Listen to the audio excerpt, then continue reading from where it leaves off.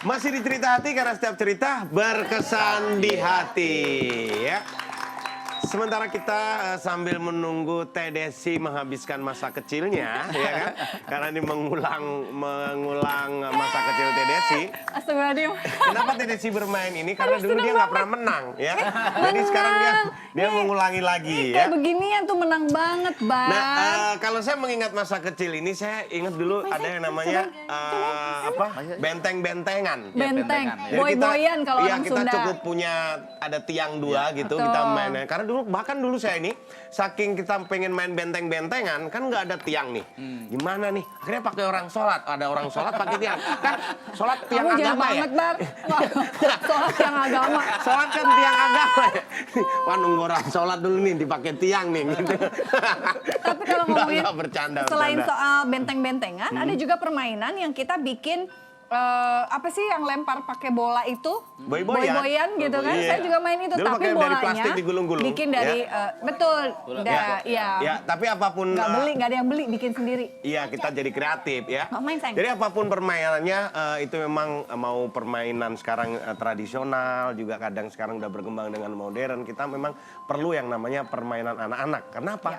Justru sekarang banyak terjadi peristiwa-peristiwa yang justru bukan permainan anak-anak tapi mainin anak-anak. Nah, Itu yang lebih parah. ini bahaya loh. Iya. Iya kan mau dia Betul. diajak ngamen, diajak apa disuntik, nah, itu yang tidak boleh. Permainan adalah merupakan sebuah media untuk pembinaan anak-anak ya, benar untuk sekali. memberikan pendidikan, dolanan kayak tadi lagu-lagu juga ya. Karakter, betul, sekali. betul. Nah, ini ada anak-anak yang mau nanya nih. Silakan, Mas. Silakan. Ini saya Valdi mau nanya ke Pak Endi.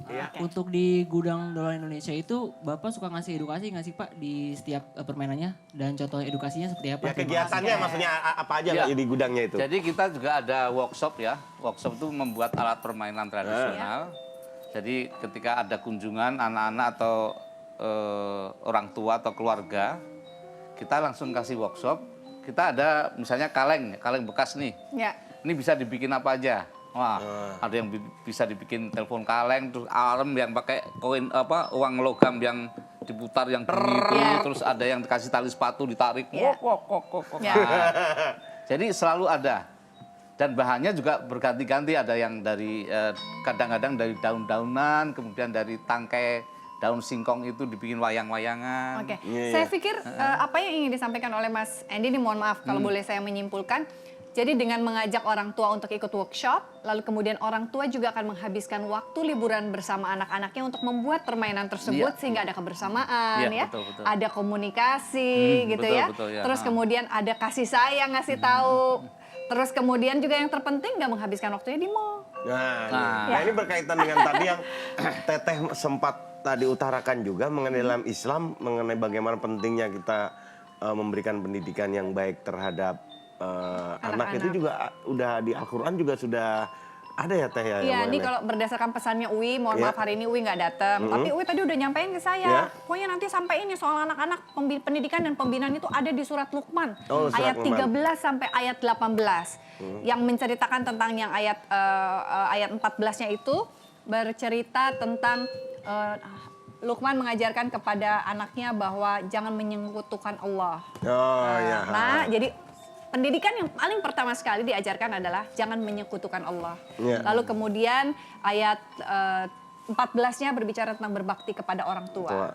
Lalu ayat ke-15-nya bercerita tentang bahwa kalau orang tua itu memang adalah orang yang harus dihormati, berbakti, dipergauli dengan baik. Tapi kalau orang tua mengajar kita kepada kesyirikan atau kemusyrikan, tetaplah berbaik kepada mereka, pergauli mereka dengan baik, tapi jangan diikuti ajarannya gitu. Bayangan loh, begitu pentingnya orang tua. Lalu kemudian ayat selanjutnya tadi berapa? 13, 14, 15, 16, 17. Akbar punya ngingetin dong, kayak saya kalau Uwi ngomong saya ngingetin Uwi. Sekarang Akbar yang ngingetin saya. Kemudian tentang bahwa setiap perbuatan itu ada balasannya.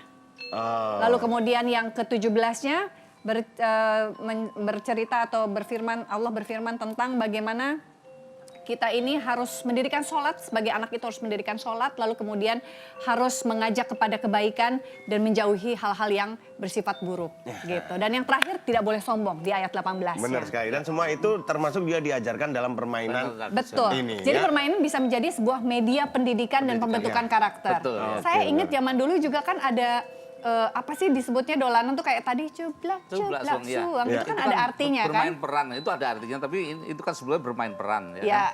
Ketika orang yang jadi itu selesai bangun, lagu habis, dia kan bangun harus bisa menebak siapa yang menyembunyikan Ya. batu Ya. itu. Berimajinasi. Dan semua orang yang itu mukanya sama, seolah tersenyum nggak bersalah gitu. Betul. Ya bermain peran ya. Iya. Terus ada zaman dulu juga ini nih, kayak gini.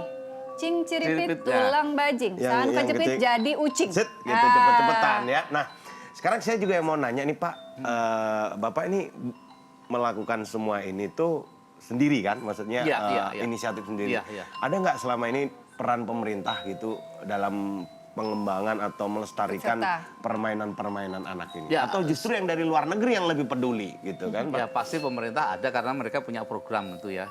Saya memulai dengan ini juga karena mereka, karena pemerintah gitu. Waktu itu membuat festival gasing Indonesia itu program mereka saya yang menjalankan. Oh seperti itu. Tapi dari situlah saya mulai mengenal Keterusan. permainan tradisional itu.